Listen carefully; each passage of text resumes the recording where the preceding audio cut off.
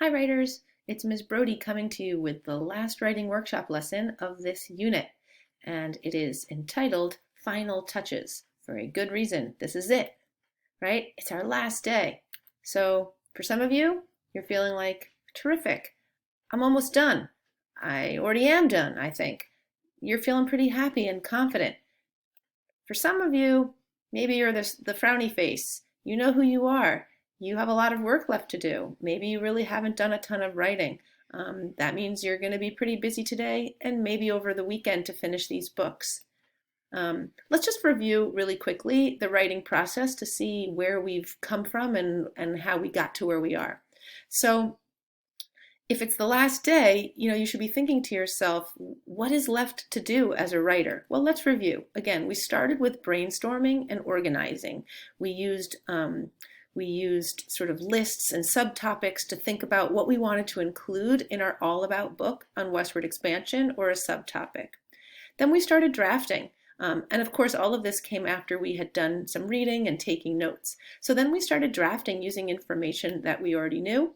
And as we're drafting, we're sort of revising as we go as well. So drafting and revising, and then finally, or not finally, we're editing again as we go. And Google helps us in that process. Is if you type a word in and it is underlined, it's telling you that it's either spelled wrong or maybe it's grammatically incorrect. So drafting and revising and editing when you're doing it on a computer really kind of happen all at the same time. We're always trying to make our writing better, even if we're writing something new and we're looking back at old sections. And then finally, we have publishing. Well, and again, you might think, well, we're not really publishing because we're not printing them out and stuff, but publishing just means your final product, meaning you're not going to do anything else to it. It's really done, okay? So what does that mean? You're really done. We have this last day. So since this is an information book, we're going to use text features to fancy things up. But to be honest, text features are more than just eye candy, meaning they're more than just fluff that we throw into our book. They really can help us write and teach well. And we're going to take a look at a mentor text to see how a real author used text features to help. And the book I chose is a book called Explore with Lewis and Clark, and it's an epic. And I got kind of lucky because this book is just filled with text features. In fact, it's almost too filled for my taste. It's a kind of one of those busy books where you don't really know where to look. But let's just look at some of the individual pieces. We're not going to spend too much time here, but let's just look. So, Meet the Bosses. We're talking about Lewis and Clark, and they have a little subheading. Aye, aye, Captain. Oh, Captain, my Captain, a handy man. I'm hopeful that you're noticing that each of their little boxes with a picture and information about whoever they're talking about has a very catchy heading. And that's something that many of you can be working on today as a fancying up thing, is we kind of want to grab our readers' attention. We don't just want to have our section called Section 1, Section 2, right? Let's see if we can make things a little bit more interesting. You can see here, it's hard to see, but I'm guessing that this is a quote. This is a real quote. Let me try to zoom in here.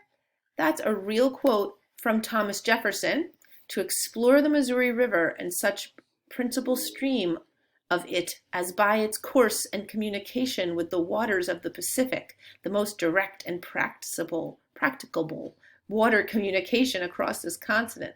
That's Thomas Jefferson outlining the purpose of the expedition. And even though the words are a little bit old-fashioned and hard to read, the author just wants us to see what is really going on. Let's look at some other text features that they have.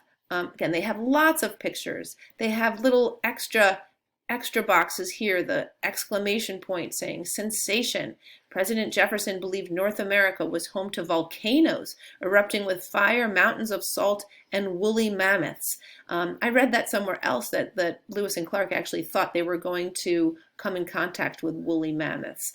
Here's another quote that they've put in here. Some repeating text features with this My Explorer Journal, again, headings and captions or sections here.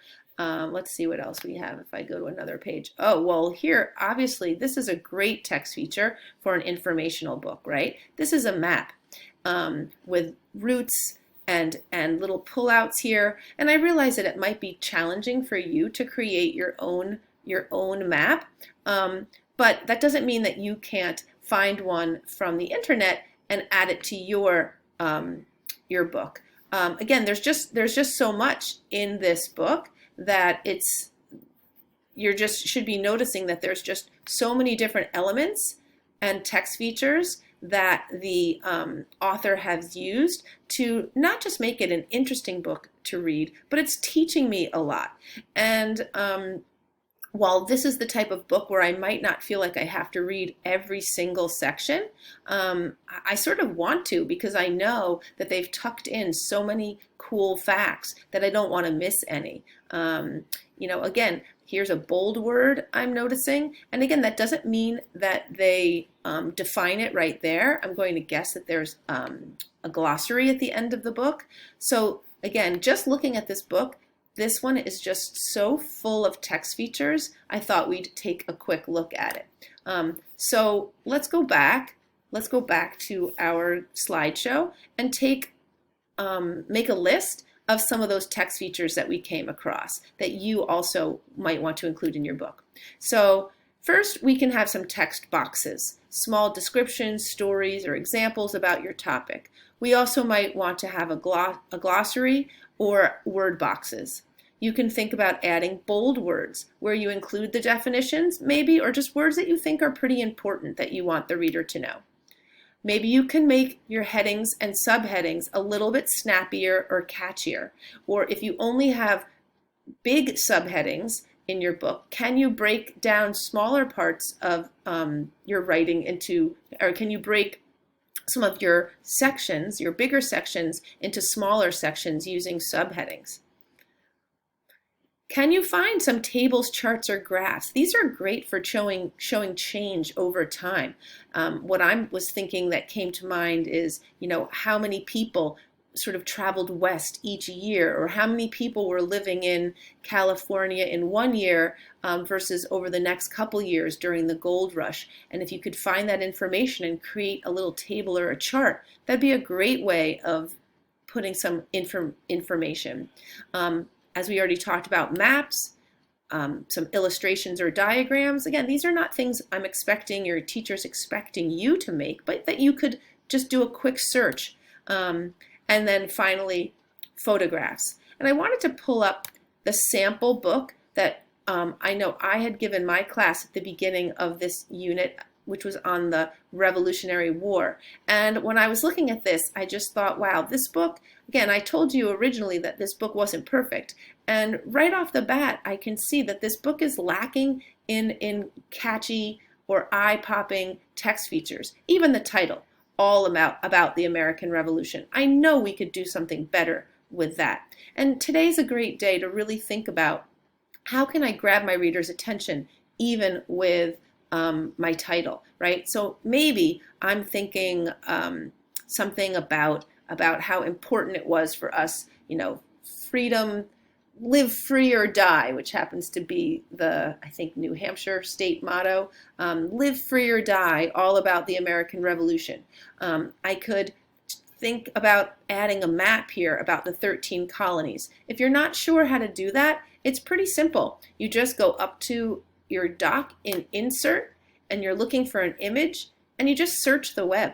And I had already looked it up, 13 colonies map, and I felt like here's a great one that I can use, and I just click Insert, and it's going to pop itself right into my document. And then I just have to work to make it a little bit smaller. I shrink it down. Hold on. I grab it. I shrink it.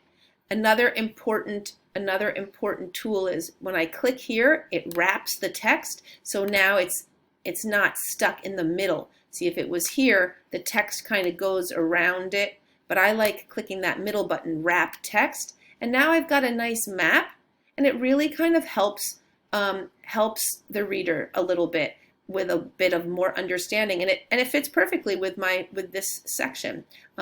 Here, the French and Indian War. Again, maybe I can find, maybe I want to put this in bold, right? Maybe I want to, I'm trying to think of some of those other text features. Red coats could be another bold word that I put in there, just a word that's important. And at the end of the document, maybe I add my little glossary at the end. I don't need to use those words anymore, section 1, section 2, right? But maybe I come up with a catchier title than just the French and Indian War, or I can add something ahead of it and use what's called a colon to set it from apart. So maybe I want to say the start of all the fuss, right? The French and Indian War. So I sort of start with a little description of what this is going to be, and I use this thing called a colon to set them apart. Again, these are just some examples of things that I can do to text features that I can add that not only sort of make the book more interesting to look at, but they actually might teach the reader something a little bit more. They're telling me the words that are important, things like that. So let's go back to our document here.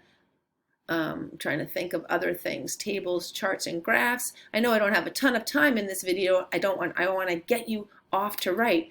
So I'll just give you your final advice, and that is check your facts. This is an informational book. Your info needs to be correct, and you should be double checking whether or not you spelled words right, or the number of miles on the Oregon Trail you put in correctly, or how much money the Louisiana Purchase cost. Just double check quickly. Again, it's just a quick look at an article. I know that I've found a number of errors in some of my students' books, and that's understandable, but we really, on our final day, we want to make sure our facts are correct. Obviously, our last thing we want to do is we want to check for any of those errors, capital letters that we keep forgetting to put in for names of people, places, and specific things, run-on sentences. Google, as I've mentioned, is very helpful. If they've underlined something for you, it means something is wrong. It could be that the grammar is wrong, it could be the spelling is wrong, so then it's your job to fix it, and they've made it pretty easy for you. And make sure, again, you think about other lessons that we've taught in this unit. Make your intros and your conclusions the best they can be. And while you're at it, make everything the best it can be. This is your last chance to make this book the best it can be. Show some pride in your work. Take pride in what you've been doing. You've learned a lot about westward expansion, so now's the time to really make sure that your writing is as good as it's going to be. So get to work on this final day of this unit, and hopefully you enjoyed writing this book. Take care.